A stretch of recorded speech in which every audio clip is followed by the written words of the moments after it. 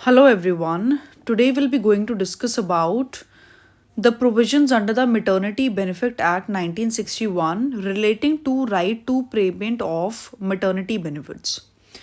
मतलब कि प्रोविजंस क्या होते हैं under the maternity benefit act. ठीक है, this comes under labour and industrial law. So provisions क्या होते हैं? Right to payment of maternity benefits. ठीक है, when a woman is pregnant so she has some rights. She can have her maternity benefits from the company she works in. So by law क्या provisions दिए गए हैं, क्या provide किए गए हैं to the right to payment of maternity benefits. ठीक है, पेमेंट से रिलेटेड है ये under the maternity benefit act 1961. So जो मैटरनिटी बेनिफिट एक्ट है 1961 ये प्रोवाइड करता है सेवरल प्रोविजंस. ये प्रोवाइड करता है सेवरल प्रोविजंस इंश्योर करने के लिए the right to payment of maternity benefits for women workers. ठीक है, सो ये जो एक्ट है हमारे पास मैटरनिटी बेनिफिट एक्ट 1961 ये बहुत सारे प्रोविजंस प्रोवाइड करता है इंश्योर करने के लिए. क्या चीज़ इंश्योर करने के लिए? कि सारे वर्किंग विमेन को, सारी विमेन वर्कर्स को राइट है, सब विमेन वर्कर्स के पास राइट है कि वो पेमेंट ले सकते हैं ऑफ मैटरनिटी बेनिफिट्स. ठीक है, जो मैटरनिटी पीरियड होता है उसमें वो पेमेंट ले सकते हैं from the company they work in. So we have the eligibility criteria. So if we discuss about the eligibility criteria, a woman is entitled to maternity benefits. A woman is entitled to maternity benefits if she has worked for at least 80 days. ठीक है, सो एक working woman के पास, एक working woman के पास maternity benefits होते हैं अगर उसने काम किया होता है for at least 80 days in the 12 months. At least उसने 80 दिन काम किया होता है. एटलीस्ट उसने 80 दिन काम किया होता है in the 12 months preceding her expected delivery date. ठीक है, सो जो वर्किंग वुमन की एक्सपेक्टेड डिलीवरी डेट है उससे पहले उन्होंने 80 डेज काम करना चाहिए उनको, तभी वो एलिजिबल हो पाएंगी पेमेंट लेने के लिए फॉर द मैटरनिटी बेनिफिट्स. ठीक है, इन द प्रिसीडिंग 12 मंथ्स जो एक्सपेक्टेड डिलीवरी डेट होती है एक प्रेग्नेंट वुमन की, उससे पहले के जो 12 महीने हैं उसमें उनको 80 डेज कंप्लीट किए होने चाहिए. ठीक है, then we have maternity leave. So maternity leave क्या होता है कि जब when a woman is pregnant so she has to take leave for some days. So it's called maternity leave. The act grants up to 26 weeks of paid maternity leave. ये जो हमारे पास act है मैटरनिटी बेनिफिट एक्ट 1961 ये grant करता है कि आपको 26 वीक्स की पेड मैटरनिटी लीव मिल सकती है. ठीक है, मतलब आपकी छुट्टी होगी, आपको ऑफिस नहीं आना होगा, लेकिन आपको उसके लिए पे भी किया जाएगा, आपको सैलरी मिलेगी आपकी. सो 26 वीक्स की पेड मैटरनिटी लीव मिलती है हर वर्किंग वुमन को. ठीक है, this includes up to 8 weeks of leave before the expected delivery date. मतलब जो एक्सपेक्टेड डिलीवरी डेट होती है उससे पहले के 8 वीक्स की आपको लीव मिल सकती है पेड लीव. और उसके जो बचेगा, मतलब 26 में से 8 गया तो हमारे पास 18 बचा. ठीक है, तो बाकी के जो 18 वीक्स की आपको पेड लीव मिलेंगी आफ्टर द चाइल्ड बर्थ. ठीक है, 8 वीक्स पहले before the expected delivery date and then the remaining after the child birth. For women with 2 और मोर सर्वाइविंग चिल्ड्रन, वो वुमेन जिनके ऑलरेडी 2 या 2 से ज़्यादा बच्चे होते हैं, सर्वाइविंग चिल्ड्रन होते हैं, तो उनको 12 वीक्स की मिलती है ऑफ. उनको 12 वीक्स की पेड लीव मिलती है. ठीक है, सो उनको 12 वीक्स की पेड लीव मिलती है. देन हम बात करें आगे फॉर वुमेन विद 2 और मोर सर्वाइविंग चिल्ड्रन, तो उनको 12 वीक्स की पेड लीव मिलती है. ठीक है, so this act grants up to 26 weeks of paid maternity leave. This includes up to 8 week before the expected delivery date and remaining after the child birth.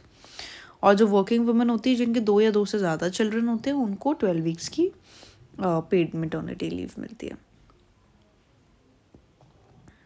ठीक है, so then हम बात करें आगे remaining after the child birth. ठीक है, women जिनके 2 या 2 से ज़्यादा चिल्ड्रन होते हैं विद 2 और मोर चिल्ड्रन, उनको 12 weeks, the entitlement is up to 12 weeks, 12 weeks तक की उनको मैटरनिटी लीव मिलती है। ठीक है, अब हम बात करते हैं पेमेंट की। अब पेमेंट कितनी मिलती है? जो मैटरनिटी बेनिफिट्स होते हैं are calculate based on the average daily wage for the period of actual absence from work.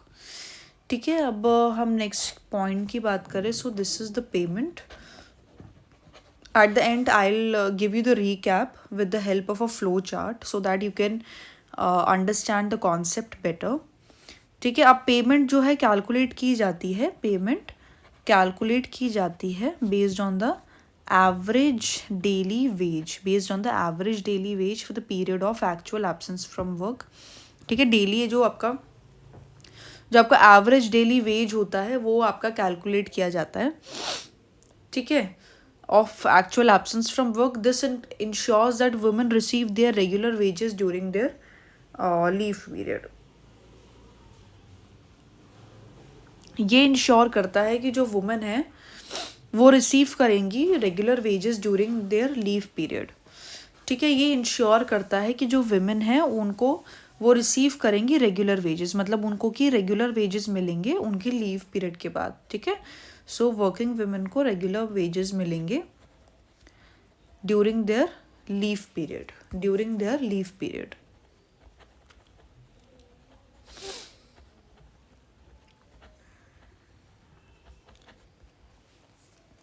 Medical bonus. अब मेडिकल बोनस की हम बात करें, सो मेडिकल बोनस मिलता है। Next point we have of medical bonus. ठीक है, सो मेडिकल बोनस की बात की जाए तो if the employer does not provide free prenatal and postnatal care, अगर कोई भी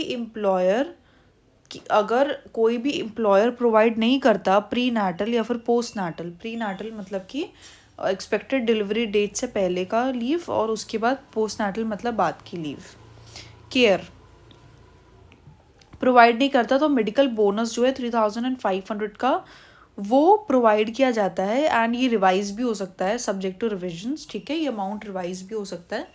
ठीक है, अगर कोई भी एम्प्लॉयर प्रोवाइड नहीं करता free prenatal and postnatal care,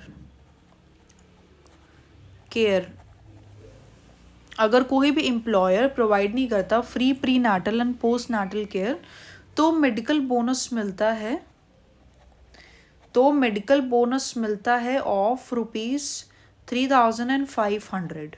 ठीक है, this is provided to the working woman. Okay, then हम बात करते हैं नर्सिंग ब्रेक्स की। तो नर्सिंग ब्रेक्स की बात की जाए, आफ्टर रिटर्निंग टू वर्क, जब women after the child birth वापस अपने वर्क प्लेस पे जाती है फॉर डूइंग वर्क। ठीक है, after returning to work women are entitled to 2 nursing breaks. After returning to work जो विमेन हैं उनको 2 नर्सिंग ब्रेक्स मिल सकते हैं। ठीक है, उन वुमन को 2 नर्सिंग ब्रेक्स मिल सकते हैं in addition to the regular breaks until the child is 15 months old. ठीक है, तो जो विमेन है उनको 2 नर्सिंग ब्रेक्स मिल सकते हैं इन एडिशन, मतलब जो रेगुलर ब्रेक उनको मिलता है वो तो उनको मिलेगा ही मिलेगा, उसके साथ +2 नर्सिंग ब्रेक्स और ऐड ऑन हो जाएगा उसमें, in addition to regular breaks. ठीक है, जब तक कि चाइल्ड जो है वो 15 months का नहीं होता, until the child is 15 months old. Okay, then हम बात करें आगे प्रोहिबिशन ऑफ डिसमिसल की। देन आगे बात करते हैं हम प्रोहिबिशन ऑफ डिसमिसल की। सो जो एक्ट है ये प्रोहिबिट करता है एम्प्लॉयर्स को, जो ये एक्ट है ये प्रोहिबिट करता है एम्प्लॉयर्स को फ्रॉम डिसमिसिंग और discharging a woman during their maternity leave. ठीक है, इसका मतलब है कि कोई भी एम्प्लॉयर डिस्चार्ज या फिर डिसमिस नहीं कर सकता, डिस्चार्ज या फिर डिसमिस नहीं कर सकता किसी भी वुमन को जो कि मैटरनिटी लीव पर है, It also protects against any unfavorable changes to her employment conditions during this period. Or during this period and during this period उन पर and during this period उनके साथ कोई भी अनफेवरेबल चेंजेस नहीं किए जा सकते। ड्यूरिंग दिस पीरियड उनके साथ कोई भी अनफेवरेबल चेंजेस नहीं किए जा सकते टू हर एम्प्लॉयमेंट कंडीशंस उनके साथ कोई भी अनफेवरेबल चेंजेस नहीं किए जा सकते। That's the rule. ठीक है, then if we talk about the next point that we have is miscarriage leave. So ये एक्ट मिसकैरेज लीव भी ग्रांट करता है वुमन को, विमेन जो कि सफ़र करती है मिसकैरेज या फिर मेडिकल टर्मिनेशन, विमेन जो कि सफ़र करती